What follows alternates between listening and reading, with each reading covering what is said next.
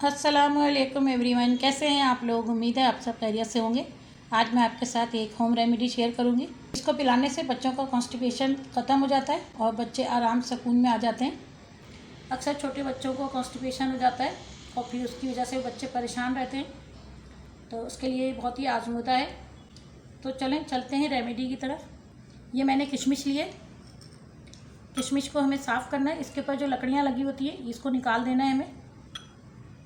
हर किशमिश में से इसको बिल्कुल साफ़ कर लेना है। जितनी भी हैं इनको साफ़ कर लें। इसे हमें वॉश करना है अच्छी तरह से। इसको हाथ से मसल के साफ़ करना है ताकि इसके ऊपर मट्टी लगी होती है वो सारी मट्टी निकल जाए अच्छी तरह से।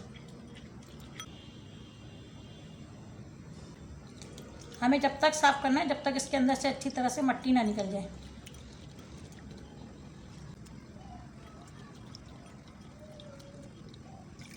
ये किशमिश साफ़ हो गई है।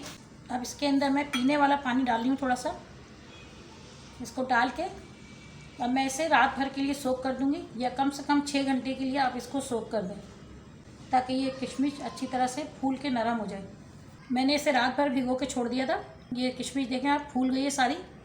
इसे आप हाथ से भी मसल सकते हैं अगर आप हाथ से मसलना चाहें, या किसी भी चीज़ से मैश कर लें। अब मैं इसे ब्लेंडर में डाल के ब्लेंड कर लूँगी। इसे ब्लेंड कर लिया है मैंने। अब इसे मैं छलनी में डाल दूँगी।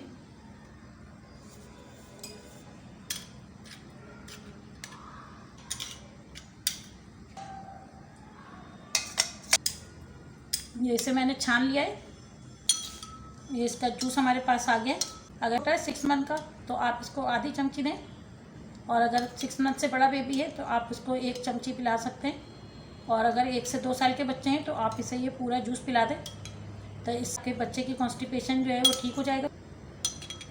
ये बहुत आसान सी रेमेडी है। अगर बच्चे को कॉन्स्टिपेशन हो तो ये बना के दे दें तो बच्चों को कॉन्स्टिपेशन ठीक हो जाएगा।